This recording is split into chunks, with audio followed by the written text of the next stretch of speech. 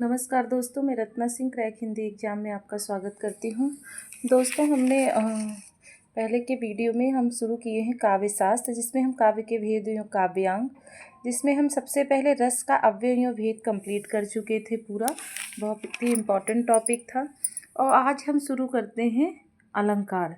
ये सब अलंकार रस, ये सब आपके कोई भी पेपर प्रतियोगी परीक्षाएं जो आपकी होती हैं उसमें ये क्वेश्चन अलंकार रस ये सबसे ज़रूर पूछा जाता है। खासकर आपका टीजीटी, पीजीटी, टेट, एलटीजी, इस सब में ज़रूर पूछा जाता है। तो शुरू करते हैं अलंकार।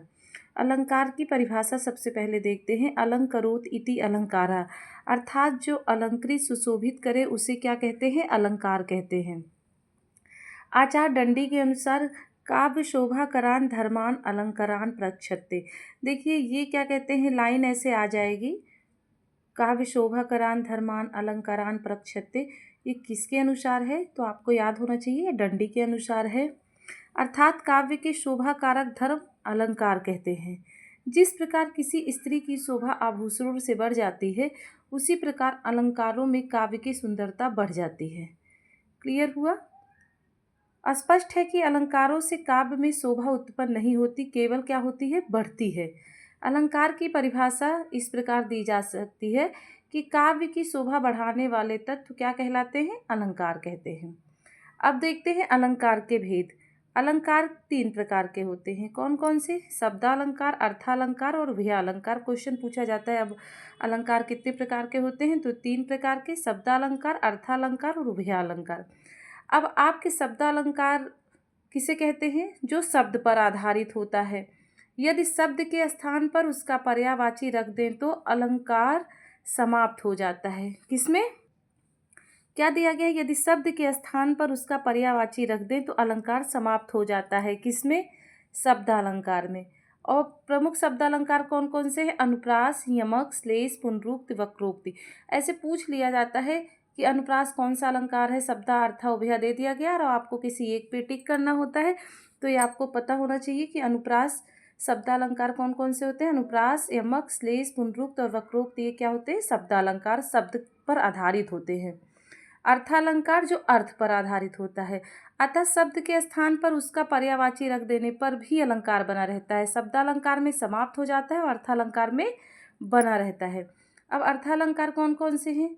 उपमा, रूपक, उत्प्रेक्षा, प्रतीप, व्यतिरेक, विभावना, विशेषोक्ति, दृष्टांत, अर्थांतरन्यास, उल्लेख, विरोधाभास और प्रतिमान आदि, ये सब क्या हैं? अर्थालंकार हैं। आगे है उभयालंकार। उभयालंकार किसे कहते हैं? उभयालंकार शब्द और अर्थ दोनों पर आश्रित रहकर दोनों को चमत्कृत करते हैं। अब अलंकारों की परिभाषा, लक्षण या उदाहरण क्लियर कर लेते हैं। देखिए बहुत ही इंपॉर्टेंट टॉपिक है और बहुत डीपली ना होके ये बहुत मेन पॉइंट है जो है। इसके जो उदाहरण है, इसकी जो परिभाषा है, ये सब हूबहू आपके पेपर में पूछे जाते हैं। अगर आपको वीडियो पसंद आ रहा है तो प्लीज़ चैनल को लाइक, शेयर, सब्सक्राइब जरूर कर दीजिए और इसको नोट डाउन करते हुए चलिए आप। आगे है उपमा अलंकार। उपमा अलंकार किसे कहते हैं? जहाँ गुण, धर्म या क्रिया के आधार पर उपमेय की तुलना उपमान से की जाती है, वहाँ कौन सा अलंकार होता है? उपमा अलंकार होता है। जैसे हरिपद कोमल कमल से। जहाँ देखिए हमेशा याद रखिएगा स, शम, शे, जिसकी उपमा समानता की जाए वहाँ उपमा अलंकार होता है। और जहाँ से, स, सम ये सब आए वहाँ पर जरूर उपमा अलंकार होगा। जैसे हरिपत उपमेय की तुलना कमल को उपमान से कोमलता के कारण की गई है, अतः उपमा अलंकार है। आगे है रूपक अलंकार। जहाँ उपमेय पर उपमान का अभेद आरोप किया जाता है वहाँ रूपक अलंकार होता है। जैसे अंबर पनघट में डुबो रही तारा घट ऊषा नागरी। यहाँ आकाश रूपी पनघट में ऊषा रूपी तारा रूपी घड़े डुबो रही है, अतः आकाश पर पनघट का और ऊषा पर स्त्री का आरोप, तारा पर घड़े का आरोप होने से रूपक अलंकार होता है। क्लियर हुआ? देखिए ये हूबहू आपके ये जो उदाहरण है, ये कोटेशन, ये आपके पेपर में आए हुए हैं, तो इसको नोट डाउन करते हुए जरूर चलिएगा। आगे है उत्प्रेक्षा अलंकार। उत्प्रेक्षा अलंकार किसे कहते हैं? उपमेय में उपमान की कल्पना या संभावना होने पर उत्प्रेक्षा अलंकार होता है। जैसे मुख मानो चंद्रमा सा। यहाँ मुख उपमेय को और चंद्रमा जो है उपमान मान लिया गया है, अतः उत्प्रेक्षा अलंकार है। इस अलंकार की पहचान देखिए कैसे करेंगे। जहाँ पे मनु मानो और जनु जानो, जहाँ पे यहाँ मानो जानो जनु ये शब्द आए वहाँ हमेशा उत्प्रेक्षा अलंकार होता है। ये सबसे अच्छी ट्रिक है कि मनु मानो जनु जानो जहाँ भी इसमें आए वहाँ हमेशा उत्प्रेक्षा अलंकार होता है। अब देखिए यमक अलंकार, जहाँ कोई शब्द एक से अधिक बार प्रयुक्त हो उसके अर्थ अलग अलग हो वहाँ यमक अलंकार होता है। जैसे सजना है मुझे सजना के लिए, यहाँ देखिए एक शब्द 2 बार आया है पर दोनों के अर्थ अलग अलग हैं। एक सजना का अर्थ होता है श्रृंगार, दूसरे सजना का अर्थ होता है जो नायक पति के रूप में है। तो एक शब्द एक से अधिक बार आए हैं पर अर्थ अलग अलग है, तो यहाँ पे यमक अलंकार है। अब ऐसे एक उदाहरण देखिए, कनक कनक ते 100 गुनी मादक ताधिकाय या खाए बौराए जग या पाए बौराए। यहाँ कनक कनक 2 बार आया है लेकिन ये दोनों कनक का अर्थ अलग है। जैसे एक कनक का अर्थ क्या होता है धतूरा और दूसरे का सोना, दोनों ही पाकर आदमी पागल हो जाता है।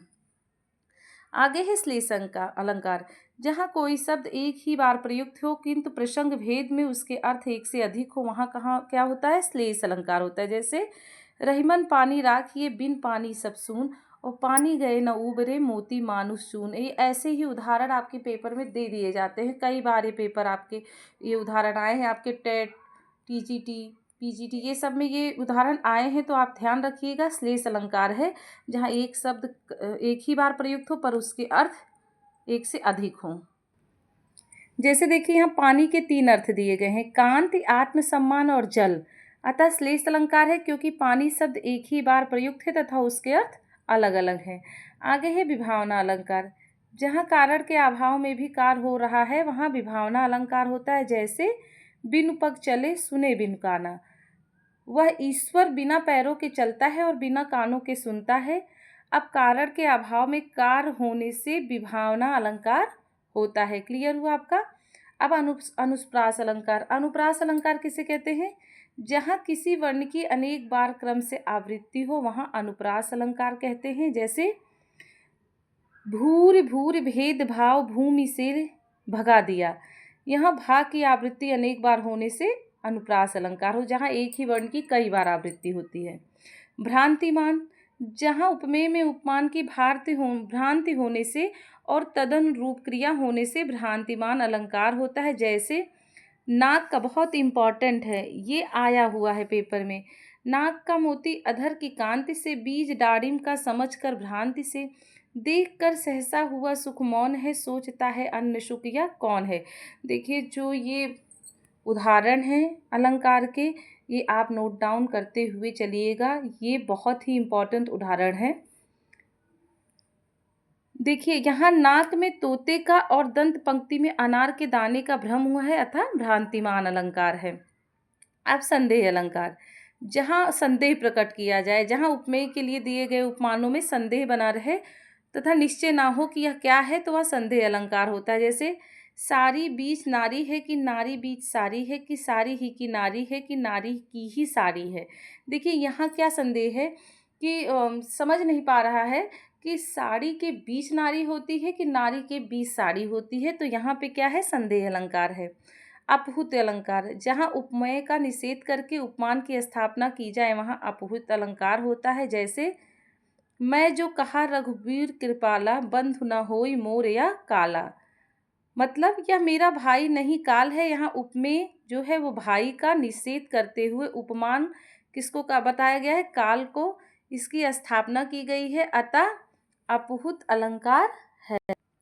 आगे है व्यतिरेक अलंकार, जहाँ कारण बताते हुए उपमेय की श्रेष्ठता उपमान से बताई गई हो वहाँ व्यतिरेक अलंकार होता है। जैसे का सरवार तेहि देव मयंकु और चांद कलंकी वहने कलंकु, मतलब मुख की समानता चंद्रमा से कैसे दूं, चंद्रमा में तो कलंक है जबकि मुख निष्कलंक है। आगे है प्रतीप अलंकार, प्रतीप का अर्थ है उल्टा या विपरीत। यह उपमा अलंकार के विपरीत होता है क्योंकि इस अलंकार में उपमान को लज्जित पराजित या हीन दिखाकर उपमेय की श्रेष्ठता बताई जाती है। अब इसका उपमान उदाहरण क्या है, सिय मुख समता किम करे चंद बापुरो रंग, मतलब सीता जी के मुख उपमेय की तुलना बेचारा चंद्रमा जिसको उपमान नहीं कर सकता, उपमेय की श्रेष्ठता प्रतिपादित होने से प्रतीप अलंकार है। आगे है असंगति अलंकार। कारण और कार्य में संगति न होने पर असंगति अलंकार होता है। जहाँ कारण में कार्य उत्पन्न नहीं होता वहाँ क्या होता है, असंगति अलंकार होता है। जैसे हृदय घाव मेरे पीर रघुबीरे, ये क्या है, असंगति है, इम्पॉर्टेंट है।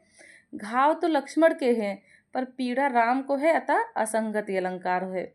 दृष्टांत, जहाँ उपमेय उपमान और साधारण धर्म का बिंब प्रतिबिंब भाव होता है वहाँ दृष्टांत अलंकार होता है।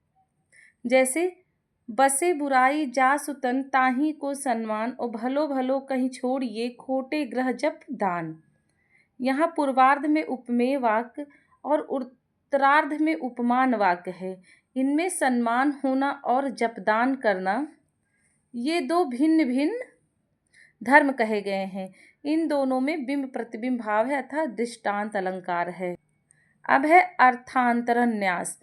जहाँ सामान्य कथन का विशेष से या विशेष कथन का सामान्य से समर्थन किया जाए वहाँ अर्थांतरन्यास अलंकार होता है। जैसे जो रहीम, मतलब जो रहीम उत्तम प्रकृति का करी संकट कुसंग, और चंदन विष व्याप्त नहीं लपटे रहत भुजंग। देखिए नीचे का इतना लाइन दे दिया गया है कि चंदन विष व्याप्त नहीं लपटे रहत भुजंग कौन सा अलंकार है, तो आपको पता होना चाहिए कि अर्थांतरन्यास है। आगे है विरोधाभास। जहाँ वास्तविक विरोध ना होने पर भी विरोध का आभास मालूम पड़े वहाँ विरोधाभास अलंकार होता है। जैसे यह अनुरोगी चित्त की गति समझे नहीं कोई, ज्यों ज्यों बूढ़े श्याम रंग त्यों त्यों उज्ज्वल होए। देखिए यहाँ पे ज्यों ज्यों बूढ़े श्याम रंग, सीधे ही उठा के पूछ लिया जाता है कौन सा अलंकार है, तो आपको याद होना चाहिए विरोधाभास अलंकार है। यहाँ श्याम रंग में डूबने पर भी उज्ज्वल होने में विपरीत आभासित होता है, परंतु वास्तव में ऐसा नहीं है, अतः विरोधाभास अलंकार है। आगे आपकी वक्रोक्ति अलंकार है। जहाँ किसी वाक्य में वक्ता के आशय से भिन्न अर्थ की कल्पना की जाती है वहाँ वक्रोक्ति अलंकार होता है। जैसे वक्रोक्ति के दो भेद हैं, काक वक्रोक्ति और श्लेष वक्रोक्ति। काक वक्रोक्ति में मैं सुकुमार नाथ बन जोगी, ये उदाहरण आपको याद रखना बहुत जरूरी है। और श्लेष वक्रोक्ति में को तुम हो इत आए कहाँ घनश्याम हो तो कितहु बरसो, और चितचोर कहावत है हम तो तह जाहूँ जहाँ धन है सरसों। तो ये दो उदाहरण आपके याद होने चाहिए। वक्रोक्ति के दो भेद होते हैं और दोनों के उदाहरण आपको कंठस्थ होना जरूरी है। आगे है अनियोक्ति अलंकार। अनियोक्ति का अर्थ है अन्य के प्रति कही गई उक्ति। इस अलंकार में अप्रस्तुत के माध्यम से प्रस्तुत का वर्णन किया गया है। जैसे नहीं पराग नहीं मधुर मधु, नहीं विकाल ही काल, और अली कली ही सो बंध्यो आगे कौन हवाल। यहाँ भ्रमर और कली का प्रसंग अप्रस्तुत विधान के रूप में है जिसके माध्यम से राजा जय सिंह को सचेत किया गया है, अतः अनियोक्ति अलंकार है। आगे है मानवीकरण। जहाँ जड़ वस्तुओं या प्रकृति पर मानवीय चेष्टाओं का आरोप किया जाता है वहाँ मानवीय अलंकार होता है। जैसे फूल हंसे कलियां मुस्काई, एक इसका पहला उदाहरण है, और दूसरा जगी वनस्पतियां अलसाई मुख धोती शीतल जल से। तो ये मानवीकरण के दो उदाहरण हैं, बहुत ही इम्पॉर्टेंट है, इसको आप ध्यान से देखिएगा। यहाँ फूलों का हंसना, कलियों का मुस्कुराना, वनस्पतियों का शीतल जल से मुख धोना मानवीय चेष्टाएं हैं, अतः यहाँ मानवीकरण अलंकार है। आगे है अतिशयोक्ति अलंकार। अतिशयोक्त का अर्थ है किसी बात को बढ़ा चढ़ा कर कहना। जब काव्य में कोई बात बहुत बढ़ा चढ़ा कर की जाती है तो वहाँ अतिशयोक्त अलंकार होता है। जैसे लहरें व्योम चूमती उठती, इम्पॉर्टेंट है, ये कौन सा अलंकार है, अतिशयोक्ति अलंकार। यहाँ लहरों को आकाश चूमता हुआ दिखाकर अतिशयोक्त का विधान किया गया है। तो यहाँ आपका अलंकार कंप्लीट होता है। हम आज अलंकार की परिभाषा, अलंकार के भेद, उसके लक्षण, उदाहरण सब देखे हैं, बहुत इम्पॉर्टेंट है। ये जो उदाहरण है आप उसको नोट डाउन करते हुए चलिएगा। 100% आपके पेपर में ये हूबहू उदाहरण आपके पूछे जाएंगे। तो कल हम पढ़ेंगे, आगे की वीडियो में छंद पढ़ेंगे। तो अभी के लिए अगर आपको वीडियो पसंद आ रहा है तो प्लीज़ चैनल को लाइक शेयर सब्सक्राइब करते रहिए। तब तक के लिए धन्यवाद, नमस्कार।